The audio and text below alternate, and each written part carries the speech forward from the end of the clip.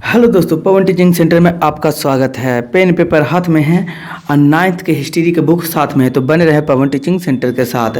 हम लोग हिस्ट्री के चैप्टर 5 वन्य समाज और उपनिवेशवाद के बारे में पढ़ रहे थे। तो यहाँ तक कल हम लोग पढ़ चुके थे। आज हम लोग पढ़ेंगे धार्मिक जीवन। इसके पहले पार्ट 1 और पार्ट 2 आपका वीडियो अपलोड है, वहाँ पर जाकर आप देख सकते हैं। उसके बाद इस वीडियो को अगर आप देख रहे हैं तो पहले जाकर आप पार्ट 1 और पार्ट 2 देख लीजिए, ताकि आपको इसमें समझने में क्या हो, आसानी हो। तो देख रहे हैं हम लोग धार्मिक जीवन। अब आदिवासी का धार्मिक जीवन क्या था?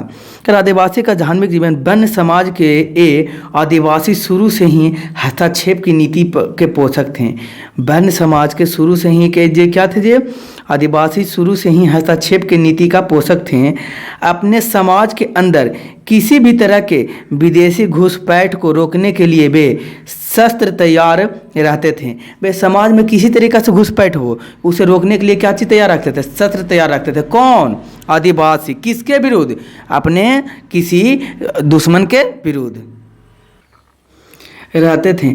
भारत में अपनी स्थिति सुदृढ़ करने के विचार से वाणिज्य उपनिवेशवाद, यानी कि भारत में अपनी स्थिति को बनाए रखना चाहता था। कौन? वाणिज्य उपनिवेशवाद। अभी वाणिज्य उपनिवेश कहते हैं किसको? ये अंग्रेज को ही वाणिज्य उपनिवेशवाद कहा जाता था। ये चाहते थे कि भारत में अपनी स्थिति को जमाए रखें। नीति का पालन करते हुए अंग्रेज ने जनजातियों के प्रवेश करने का भरसक प्रयास किया, लेकिन बहुत समय तक वे सफल नहीं हो सके। ये बहुत सारा चीज़ हुआ। ये चाहें कि इसके जनजातियों की जो नीति, आदिवासियों की नीति है, जिसको ख़त्म करने के लिए, लेकिन ये बहुत दिन तक क्या रहा? सफल नहीं रहा। ये ख़त्म नहीं कर पाए, समय तक सफल नहीं रहे। तभी उन्हें शिक्षा देने और लोगों को सभ्य बनाने के उद्देश्य से ईसाई मिशनरियों का घुसपैठ जनजातियों में कराया, ताकि उसके प्रवेश को एक उचित माध्यम मिल जाए। फिर अंग्रेज कहा, बहुत प्रयास किया अंग्रेज कि क्या करें, जनजातियों के आदिवासियों के जनजातियों में हम आसानी से घुसपैठ कर जाएं, लेकिन ये संभव नहीं हो सका। फिर क्या किया ये अंग्रेजों ने? अंग्रेज किया कि इसको सभ्य बनाने, यानी कि शिक्षा देने और सभ्य बनाने को कहा, यानी कि झांसा दिया। किसको झांसा दिया?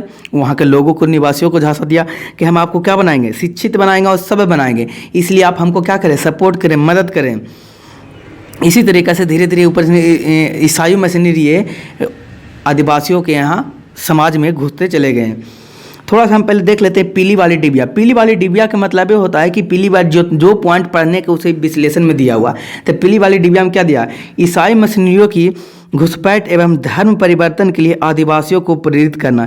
ईसाई मिशनरी का काम था घुसपैठ करना, यानी कि उसके जीवन में और उसके जीवन में क्या करना? घुसपैठ करना। घुसपैठ का तात्पर्य यहाँ पर यह निकलेगा कि जो ये चाहता है, कौन चाहता है? ईसाई मिशनरी चाहता है कि आदिवासियों के जीवन में किस तरीक़ा से बदलाव लाकर उन पर हम क्रूरता रूप से क्या कर पाएँ? शासन कर पाएँ। उसी को हम लोग घुसपैठ कह सकते हैं आसानी भाषा में। और क्या चाहता था? धर्म परिवर्तन के लिए आदिवासियों को प्रेरित करता था। और ईसाई क्या करता था? शुरू से ही ईसाई, आज भी आप देखते होंगे क्रिश्चियन स्कूल में क्या अपने धर्म के बारे में ज़्यादा प्रोत्साहन किया जाता है। तो ये चाहते थे कि धर्म परिवर्तन करके क्या बन जाए? सारे आदिवासी ईसाई बन जाए। दूसरा क्या था? धार्मिक भावना पर आघात से सभी जनजातियों को धार्मिक असंतोष हुआ। और धीरे धीरे यही कारण हुआ कि यह ईसाई मिशनरियों जो थे, इसके धार्मिक स्वतंत्रता क्या होने लगा? आघात पहुंचने लगा, क्योंकि यह चाहते थे कि यह धर्म बदल कर क्या चीज़ बन जाए? ईसाई बन जाए। करा इसी के बारे में हम लोग देखते हैं इधर विश्लेषण में क्या लिखा हुआ है इसके बारे में। करा कालांतर में ये पादरी आदिवासी धर्म एवं संस्कृति की आलोचना करने लगे और उनका धर्म परिवर्तन करना आरंभ कर दिए। यही कारण हुआ कालांतर, यानी कि शुरुआत में उसी समय के बात हो रहा है ना। पादरी क्या करने लगा? पादरी कहते हैं कि इसको, पादरी होता है जैसे आपके मंदिर में क्या रहते हैं, जिस प्रकार से आपके मंदिर में रहते हैं, मंदिर में पुजारी पाए जाते हैं, मंदिर में पुजारी, उसी प्रकार से ईसाई के होता है चर्च होता है। चर्च में क्या पाए जाते हैं? पादरी। जिस प्रकार से हम लोग पुजारी हम लोग मानते हैं पंडित जी, उसी प्रकार से ईसाई में क्या पाया होता है? पादरी होता है। क्या होता है? पादरी। और बोल सर, तो मुस्लिम में क्या होता है? तो मुस्लिम में होता है मुस्लिम। जिस प्रकार से मंदिर में पुजारी होते हैं, चर्च में पादरी होते हैं, मुस्लिम में क्या होते हैं, मौलाना मौलाना होते हैं। इसी प्रकार से यहाँ चर्च के पादरियों ने, किसके पादरियों ने, चर्च के पादरियों ने क्या करने लगा, आदिवासी पादरी आदिवासी धर्म एवं संस्कृति की आलोचना करते थे और वो आदिवासी के धर्म को नीचा दिखाना चाहता था। और ये पादरी, अपना चर्च का पादरी जो था, अपने धर्म को ऊंचा दिखाकर आदिवासियों के सामने प्रस्तुत किया करता था, बताया करता था और उनका धर्म परिवर्तन करना आरंभ कर दिया। और धीरे धीरे यही कारण हुआ कि वो आदिवासियों का धर्म परिवर्तन कराते चले गए।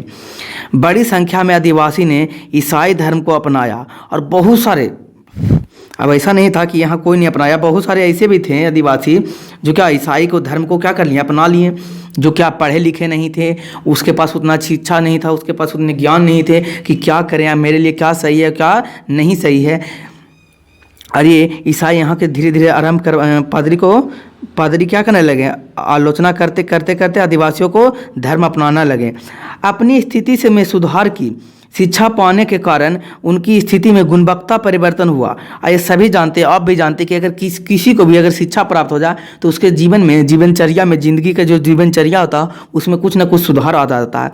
उसी प्रकार इनके भी जीवनचर्या में सुधार आया, लेकिन वे अपने अन्य भाइयों को घृणा करने लगे। यही कारण है, अपने अन्य भाइयों का मतलब कुछ ही, अपने और आदिवासियों को, दूसरे आदिवासियों को, जो क्या, जैसे हम आपको एक एग्जाम्पल के माध्यम से समझाते हैं। जैसे ये आदिवासी था, ये आदिवासी जो हैं, जो कुछ आदिवासी क्या चीज़, धर्म परिवर्तन करके, धर्म के क्या किए, धर्म परिवर्तन करके क्या बन गए, ईसाई बन गए। लेकिन कुछ आदिवासी जो थे नहीं बन पाए। तो ये कह सकते हैं इसका तो क्या, ये भी आदिवासी इनका भाई ही हुआ। लेकिन इस भाई का, अब यही आदिवासी, मान लेते हैं ए है और एक बी है, जो यही आदिवासी जो है इस प्रकार से धर्म परिवर्तन करके अपना जीवन इस तरीक़ा से व्यतीत करने लगे हैं, परिवर्तन करके। और इस प्रकार से जो इधर आदिवासी रहते थे इनका क्या करने लगे, यह आलोचना करने लगे। इसको क्या करने लगे, आलोचना, क्योंकि पहले से भी तो क्या इनका था, भाई ही था। ये ए है, ये तो ये क्या है, बी है। तो ए बी पहले से तो आदिवासी था, यानी कि एक ही जात का था। और एक ही जात का था तो इसका मतलब दोनों आपस में क्या थे, भाई हुए। लेकिन भाई होने के बावजूद भी जब ये ईसाई धर्म परिवर्तन किया तो यही ए बी को क्या करने लगा, आलोचना करने लगा, इससे घृणा करने लगा, इसे नीच देखने लगा, इसे क्या करने लगा, इसे छोटा समझने लगा। जो ये क्या, एक और मुख्य कारण था आदिवासियों को अंग्रेजों के प्रति क्या करना, आक्रमण करना या आंदोलन करने का, घृणा करने लगे। आदिवासी इसे अपने सामाजिक एवं धार्मिक जीवन में अंग्रेजों द्वारा किए गए अतिक्रमण समझकर इसका प्रतिरोध करना शुरू किया। और यही कारण है कि अंग्रेजों को देखकर नहीं, प्रतिरोध, अतिक्रमण समझ लिया कि हमारे लिए बहुत ही क्या है, खराब है। जो अंग्रेज हमारे लिए कर रहे हैं आदिवासियों के लिए, आदिवासी भाइयों के लिए, वो क्या है, खराब है। क्योंकि जो धर्म परिवर्तन कराकर और उन्हीं को से जो पहले जो धर्म थे उन्हीं धर्म को बुरा मानते हैं, घृणा करते हैं, शुरू कर दिया।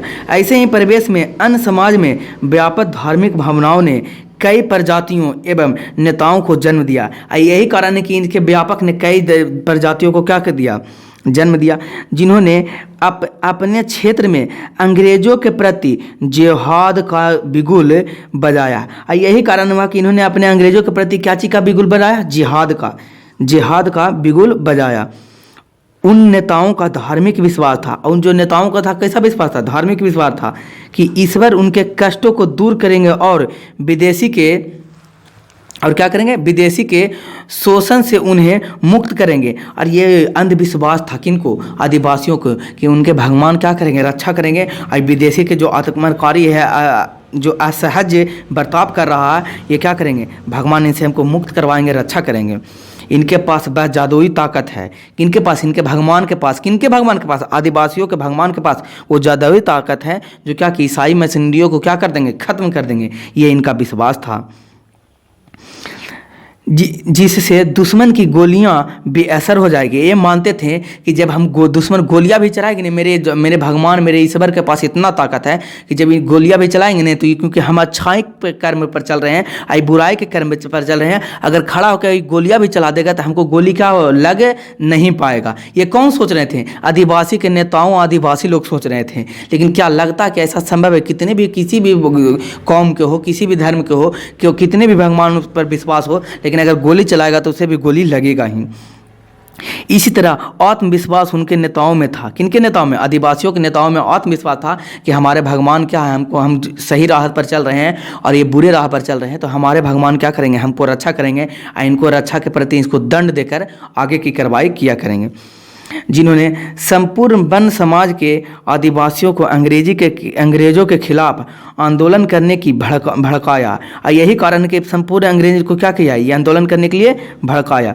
ऐतिहासिक परिणामों को आधार पर 18वीं शताब्दी के मध्य में ही बिहार के तत्कालीन छोटा नागपुर, बिहार के तत्कालीन कौन नागपुर, छोटा नागपुर एवं संथाल परगना, कौन परगना, संथाल परगना। इस संथाल क्या है? एक संथाल एक जाति है। तो आप नीचे कमेंट बॉक्स में लिखे भारत में कौन से स्थान पर संथाल आते हैं। जो संथाल जनजाति है हम आपको बताए थे, गोंडा जनजाति बताए होंगे, भील जनजाति बताए होंगे। तो भारत में कौन सा सबसे प्रथम स्थान पर है और कौन सा ये संथाल जो है जो कौन से स्थान पर है, हमें नीचे कमेंट बॉक्स में आप लिख के बताइए। तब हमको लगेगा कि आप पढ़ रहे हैं मेरे साथ, है ना, डेली क्लास कर रहे हैं और आपको समझ में भी आ रहा है। तो हम आपको बढ़ा चुके हैं। पिछले वीडियो में जाकर आप देख लीजिए कि संथाल भारत के कई में सबसे बड़ी जनजातियाँ में से एक है और ये कहाँ कहाँ पाया जाता है ये भी हमें कमेंट बॉक्स में लिख कर नीचे बताइएगा। करा क्षेत्रों में प्रवेश करने के अंग्रेजों द्वारा प्रयासों को आदिवासियों ने बलपूर्वक तथा हिंसात्मक तरीकों का विरोध किया। यही कारण है कि यहाँ के आदिवासियों ने क्या किया, बलपूर्वक यानी ताकत से और हिंसात्मक रूप से क्या किया, इनका विरोध किए। किनका विरोध? अंग्रेजों का विरोध किए। करा पहाड़ियों का विद्रोह। अगला देख रहे हैं किसका विद्रोह? पहाड़ियों का विद्रोह। किस तरीका से? यह जाति युद्ध प्रिय थी। यह जाति कैसा था? युद्ध प्रिय। कौन से? पहाड़ियों के विद्रोह क्या हुआ, यानी कि आदिवासियों के जो जाति थे युद्ध प्रिय थी। इनका निवास स्थान नागपुर के राजमहल पहाड़ियों के क्षेत्र में था। ये कहाँ रहते थे? नागपुर के राजमहल था, वहाँ के पहाड़ी जो क्षेत्र हैं वहाँ पर पाए जाते हैं। बोल कैसे आप समझेंगे सर? हम कि जैसे बिहार के राजगीर के महल, राजगीर के सतघरबा के बगल में क्या पहाड़ियों के क्षेत्र में रहा करते होंगे। आपको समझ में आएगा। अगर आप राजगीर के हैं, चाहे बिहार के राजगीर कभी घूमने गए होंगे तो आपको समझ में भी आएगा। करा यहाँ अंग्रेज के आरंभ में मुखिया को जमींदार बना दिया गया। और यहाँ क्या कर दिया? अंग्रेजों के आरंभ में, यानी कि अंग्रेज क्या कहता था शुरू में ही मुखिया को क्या बना दिया था? जमींदार। आई मुखिया हुआ करता था कौन? पहले एक कबीलों का मालिक हुआ करता था, यानी कि कबीलों का सरदार हुआ करता था। और कबीलों बटा कैसे? ये जो अपने जनजाति में ही क्या धीरे धीरे कबीलों के बट गया। ये मुखिया करता किया। इसका मुखिया का काम क्या था? ये दूसरे विद्रोहों को जो आक्रमणकारियों था उससे क्या करना? बचाना। लेकिन यहाँ रक्षक ही क्या बन गया? भक्षक। आप डायलॉग सुनेंगे, रक्षक बना भक्षक। उसी प्रकार यहाँ मुखिया ही क्या बन गया? जमींदार। और जमींदार का काम ही था, मिथुन वाले फिल्म में देखेंगे ढिसुम में यहाँ रहता होगा ना, मुंशी जी को रहते होंगे चश्मा पहन के कुर्ता पे, उसी प्रकार से जमींदार यहाँ होता था, जिसको राजस्व वसूली का काज दिया जाता था। अब पहले सोचिए आप ही, मुखिया जो कबीले में जो थे, मुखिया ही क्या था? इसका हेड था। इसको बाहरी मिशन, बाहरी आक्रमणों से सुरक्षा यही प्रदान करता था। और यही अंग्रेजों ने इसको क्या बना दिया? जमींदार बना दिया। अब यही जमींदार क्या करने लगे? जनताओं पर राज वसूली का कार्य भी दे दिया गया, यानी कि राज वसूली करने लगे, टैक्स वसूल कर अंग्रेज को दिया करते थे यही मुखिया। तो यहाँ तो हो गया रक्षक ही बन गया, क्या भक्षक का बात हो गया यहाँ पर। अंग्रेजों ने साहूकारों, ठेकेदारों, राजस्व, वन तथा पुलिस विभागों के अधिकारियों को इतना शोषण करने के प्रेरित किया, जिसके परिणाम स्वरूप इन्हें ऋणग्रस्त तथा अपनी उपजाऊ भूमि का गैर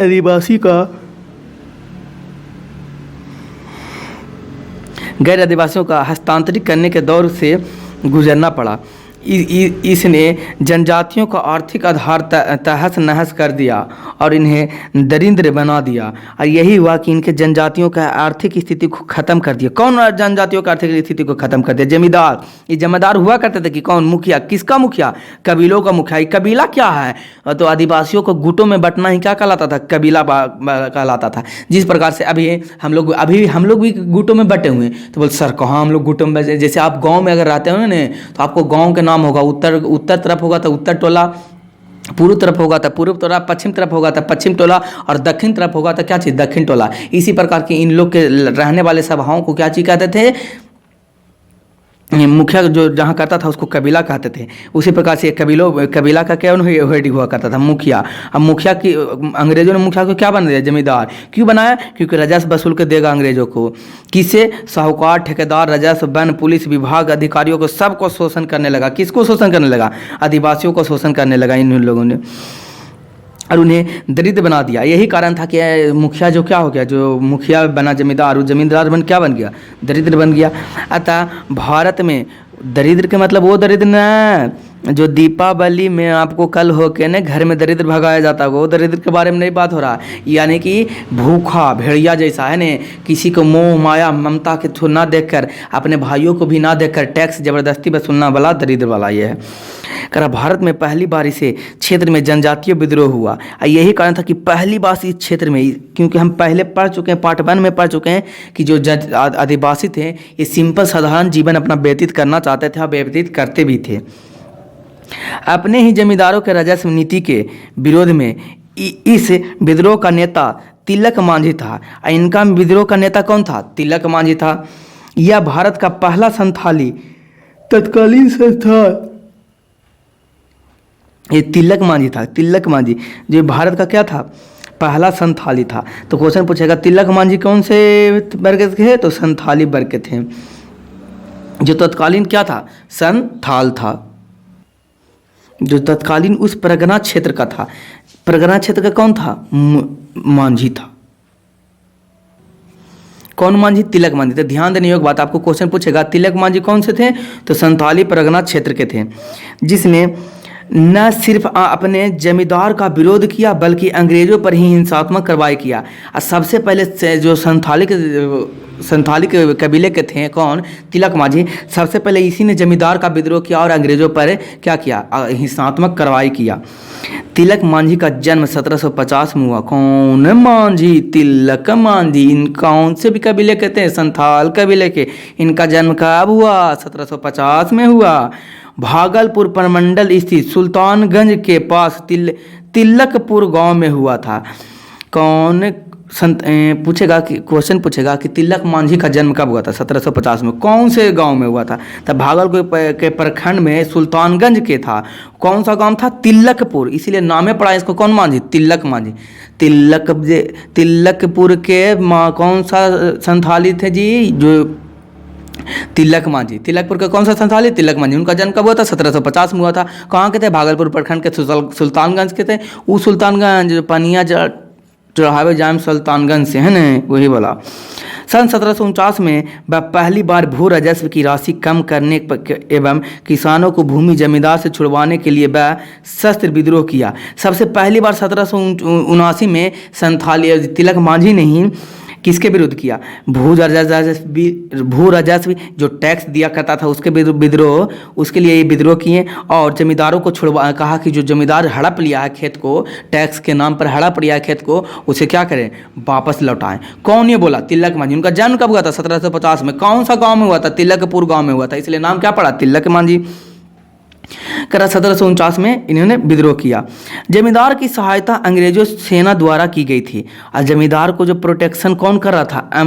अंग्रेजी के सेना। कौन सा सेना? अंग्रेज के सेना। अतः तिलक मांझी ने तिलापुर जंगल को अपनी कार्य क्षेत्र बनाया।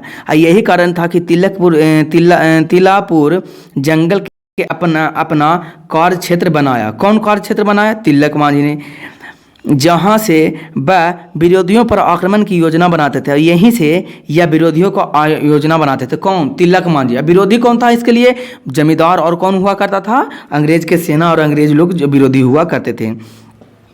भागलपुर के प्रथम तत्कालीन कलेक्टर अंगस्टर क्लेवलैंड, वहाँ के भागलपुर के कौनपुर लीची बेचे जाए भागलपुर, वो बोला भागलपुर करा। भागलपुर के तत्कालीन कलेक्टर अगस्टन क्लेवेलैंड, क्या नाम था वहाँ के कलेक्टर का? अगस्टस क्लेवेलैंड, अगस्ट क्लेवेलैंड पर उसने शस्त्र प्रहार किया। किन्होंने? तिलक मांझी ने शस्त्र से प्रहार किया। आपको पहले बता चुके हैं अस्त्र किसको कहते हैं, शस्त्र किसको कहते हैं। पिछले वीडियो में अगर आप देखते हैं तो आप नीचे कमेंट बॉक्स में हमें लिख के बताएं कि अस्त्र किसे कहते हैं और शस्त्र किसे कहते हैं।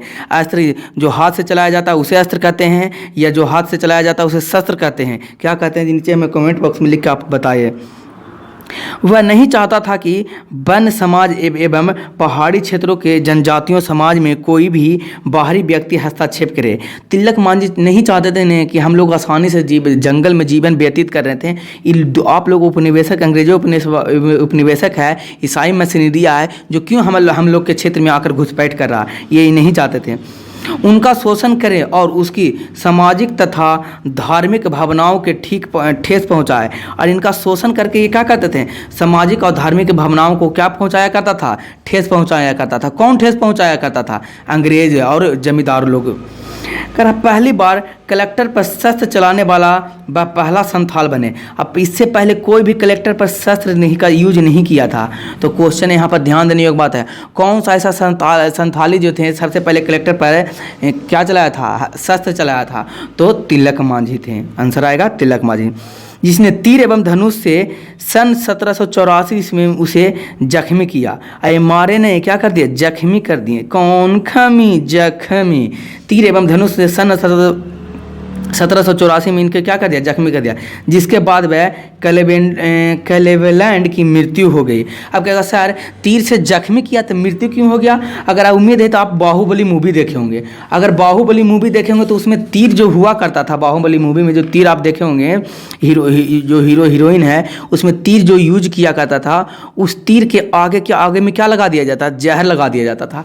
जहर का किसका था? जहरीला। कौन? रीला, जहरीला पदार्थ का यूज करता था। ये पदार्थ कहाँ से आता था? सांप से लिया जाता था। किससे? सांप से लिया जाता था। इस पदार्थ को क्या इसके आगे जहर लगाकर और उसे क्या तीर चलाया जाता था। और बताइए चुन्नू मुन्नू है, यानी कि कहने का मतलब कौन था? क्लेवेलैंड ये है। क्लेवेलैंड यहाँ पर है ना, तेरे नाम झाड़ ले बाल आराम से क्लेवेलैंड। अभी जाके इसको तीर लगेगा, यानी कि कहने का मतलब तीर ना लगा, इसके अंदर क्या चला गया? जहर चला गया, पॉइजन चला गया। इसको पता नहीं था, अंग्रेज तो था, इसको उतना नहीं पता था। इसको लगा कि इस तीर से क्या हो जाएगा, हल्का सा खून गिरा, लेकिन कुछ दिन के बाद इसको क्या होगी? मृत्यु होगी। ये है कौन? इसका नाम है क्लेवेलैंड। क्लेवेलैंड कौन था? भागलपुर के क्या था? कलेक्टर हुआ करता था उस समय का। करार जख्मी करके मृत्यु कर दिया गया। हिंसात्मक कार्य एवं अंग्रेजों विरोध नीति के कारण उसे गिरफ्तार कर लिया गया। यही कारण का हिंसात्मक के कारण किया ही नहीं, इसी के कारण इनको क्या कर लिया गया? गिरफ्तार कर लिया गया। और सन 1785 ईस्वी में भागलपुर में बीच चौराहे पर बरगद के पेड़ में लटका कर उसे फांसी दे देगी। और तिलक मांझी को जब 1785 में पकड़ा गया, भागलपुर के बीच चौराहे पर क्या कर दिया गया? फांसी दे दिया। अब बहुत सा मूवी में भी देखते होंगे, मिथुन वाला मूवी कर खास करके आप देखे होंगे ने, जब विद्रोह करता था लुटेरे को तो उसको पकड़ के निकाल के बीच चौपाए पर क्या करता था? बीच चौक पर उसे फांसी लगाकर मार दिया जाता था कि इससे देख कर कोई दूसरा कोई विद्रोह ऐसा ना करे। वही हाल किसके साथ हुआ? तिलक मांझी के साथ। तिलक मांझी का क्या कसूर था? तिलक मांझी का इतना कसूर था कि वह अपने जीवन में किसी का हस्तक्षेप नहीं चाहते थे। इससे ज़्यादा उनका और कोई कसूर नहीं था। हम तो कहेंगे कि उनका कसूर नहीं था, वो अपने सत्य के लिए, अपने अहिंसा के लिए, अपने स्वतंत्रता के लिए युद्ध होकर उनके क्या की प्राप्ति हो गई? मृत्यु। हम तो कहना गलत होगा, हम कह सकते हैं वहाँ क्या हो गए? वह शहीद हो गए। किसके लिए? भारत के लिए, बिहार के लिए, वहाँ के आदिवासियों के जीवन को अच्छा जीने के लिए वह क्या हो गए? शहीद हो गए। तिलक मांझी अपने क्षेत्र की आज़ादी के लिए शहीद हो गए। तिलक मांझी क्या हो गए? अपने क्षेत्र की आज़ादी के लिए क्या हो गए? शहीद हो गए। हालांकि उसके द्वारा किया गया विद्रोह असफल हो गया, लेकिन वह विद्रोह किए थे, लेकिन उनका क्या विद्रोह कह सकते हैं असफल हो गया। लेकिन यह सभी वहाँ के सभी जनताओं, वहाँ के सभी लोगों के प्रति एक ऐसा सोच उत्पन्न कर दिए कि हम लोग भी क्या कर सकते हैं? विद्रोह कर सकते हैं। इसके पहले कोई नहीं कलेक्टर पर क्या डर से कोई नहीं हथियार उठाता था। लेकिन तिलक मांझी ने सबसे पहला ऐसा ही थे संथाल थे जो इन्होंने पहले कलेक्टर पर हथियार उठा के कैलवेलैंड को क्या कर दिया, मृत्यु के घाट उतार दिए। लेकिन इसके आगे के संथाल विद्रोह का मार्गदर्शन अवश्य किया, लेकिन यही कारण हुआ कि इसके आने वाले सभी संथाल को क्या कर दिया, मार्गदर्शन प्राप्त किए। कौन मार्गदर्शन प्राप्त किए? तिलक मांझी मार्गदर्शन प्राप्त किए। करा कि तिलक मांझी ने अंग्रेज द्वारा शोषण और उत्पीड़न के खिलाफ लड़ते हुए अपने प्राण न्यौछावर कर देश के लिए उदाहरण प्रस्तुत किया। और तिलक मांझी क्या कर दिए, अपने देश के न्यौछावर कर दिए, अपने देशों के लिए क्या कर दिए, न्यौछावर कर दिए। किस लिए? अपने देश के स्वतंत्रता के लिए, स्वतंत्रता या कह सकते हैं एक अलग पहला ऐसा आदिवासी थे जो अपने स्वतंत्रता के लिए अपने जान त्याग दिए। जिस जगह पर उसे फांसी दी गई थी आज भी तिलक मांझी चौक भागलपुर के नाम से वहाँ जाना जाता है। जहाँ पर उनके फांसी मिला था उसे आज भी तिलक मांझी चौक के नाम से वहाँ भागलपुर में आप कभी जाइएगा नहीं तो तिलक मांझी चौक एक बार जरूर जाकर देखिएगा। अमर शहीद तिलक मांझी की मूर्ति गरीब किसानों के अधिकारों की रक्षा हेतु उन्हें प्राण की आहुति की कहानी कहता नजर आता है। वहाँ पर आप जाकर देखिएगा नहीं तो एक अलग सा एहसास आपको जागेगा कि अगर मरना है तो देश के लिए मरना है, ऐसे क्यों मरना है। यानी कि ये ऐसा पहला जो संथालित है जो गरीबों के लिए अपने क्या करते हैं तैयार प्राण न्यौछावर कर आगे बढ़ते चले गए हैं। करा है तमार विद्रोह। कौन विद्रोह? तमार विद्रोह। सन 1789 ईस्वी में छोटा नागपुर के उराव जनजाति ने जमींदार के शोषण के खिलाफ आंदोलन किया। ध्यान देने योग्य बात, क्वेश्चन पूछेगा तमार विद्रोह कब हुआ? 1785 में। कहाँ से हुआ था? छोटा नागपुर के उराव जनजाति। कौन जनजाति किया था तमार विद्रोह? उराव जनजाति। ध्यान देने यहाँ पर स्टार वाला पॉइंट है। कौन जाति? उराव जनजाति। कहाँ? कौनपुर के थे? छोटा नागपुर के थे। कब? 1779 में। कौची किए थे? तमार विद्रोह किए थे, शोषण के खिलाफ आंदोलन किया। अब देखिए जब तिलक मांझी जब आगे आए, उनकी मृत्यु हुई, धीरे धीरे बहुत सारे विद्रोह सामने आने लगे। भले कह सकते हैं कि उनका सफल ना रहा, लेकिन क्या एक तरीके से कह सकते हैं सारे वहाँ के वासियों को, निवासियों को अपने मन में एक विद्रोह की भावनाओं को उजागर किया था। इतिहास में यह तमार विद्रोह के नाम से जाना जाता है। इसी छोटा नागपुर को उराव जनजाति ने जो विद्रोह किया था जमींदारों के विरुद्ध, इसी को तमार विद्रोह के नाम से जाना जाता है। तो क्वेश्चन पूछेगा तमार विद्रोह कब हुआ? 1789 में हुआ। कहाँ हुआ? छोटा नागपुर में हुआ। कौन से जनजाति ने किया था? उराव जनजाति ने किया था। सन 1794 तक चलता रहा। कब तक चलता रहा तमार विद्रोह? 1794 में। स्टार्ट हुआ था कब? 1789 में। कहाँ हुआ था? छोटा नागपुर में। कौन से जनजाति? उराव जनजाति ने किया था। अंग्रेज की सहायता से इसे बहुत ही क्रूरतापूर्वक तरीके से दबा दिया गया। और यह जब विद्रोह हुआ, लेकिन अंग्रेज ने क्रूरतापूर्वक से क्या कर दिया? दबा दिया। जिस प्रकार से आप देख रहे होंगे ने क्या हो रहा था, किसान आंदोलन हो रहा था। किसान आंदोलन को न किस तरीका से कोई एक मर्डर के रूप में, कोई आतंकवादी के रूप में घोषित करवा कर, कोई गाड़ी चढ़वा कर मंत्री के बेटे के द्वारा क्या कर दिया, इस विद्रोह के पुलिस के द्वारा दबा दिया गया। उसी प्रकार से यहाँ भी अंग्रेज क्या करते थे? इसे दबा देते थे। फिर भी विद्रोह की अग्नि समाप्त नहीं हुई। दबाने, अब जानते हैं कि जितना आपको दबाएगा उतना ही आप आगे बढ़ेंगे। हमको पता, आपको भी पता नहीं कि इंसानों का काम है खींचना। अब यही इंसानों का काम है क्या करना? खींचना। ये नहीं कहते खींचना, लेकिन यह गलती इंसान यहीं पर कर देता है कि इंसानों का काम है, मेरे हिसाब से इंसानों का काम है खींचना, लेकिन इंसान गलती क्या कर देता है? मान लीजिए इंसान है इस तरीक़ा से, अब इसका काम है ये कोई खींच रहा है, ये आगे होकर कोई क्या कर रहा है? खींच रहा है। लेकिन ये खींच रहा है, हाथ पकड़ के नहीं खींचता है, पैर पकड़ के खींचता है। तो आप भी बताइए, अगर हाथ पकड़ के खींचा जाए तो ये आगे की ओर बढ़ेगा, लेकिन अगर पैर पकड़ के खींचेगा तो पीछे की ओर जाएगा। तो इंसान क्या करता है? हर एक को खींचता ही, लेकिन क्या गलत यही है कि पैर पकड़ कर खींचता है, हाथ पकड़ कर खींचता नहीं है। यही इनका गलत क्या किया यहाँ के लोगों ने, यहाँ के अंग्रेजों ने किया, जो भी क्या किया, तमार विद्रोह को समाप्त कर दिया, कुचल दिया। और यह जब कुचला गया, समाप्त किया गया, तो यह विद्रोह और ऊपर चलकर बढ़कर सामने आया। आगे चलकर इसका विरोध मुंडा और संथाल के साथ मिलकर प्रदर्शित किया। अब यही हुआ, जब इसको समाप्त कर दिया गया विद्रोह को, तब आगे जाकर के दो विद्रोही गुट एक हो गए। क्या?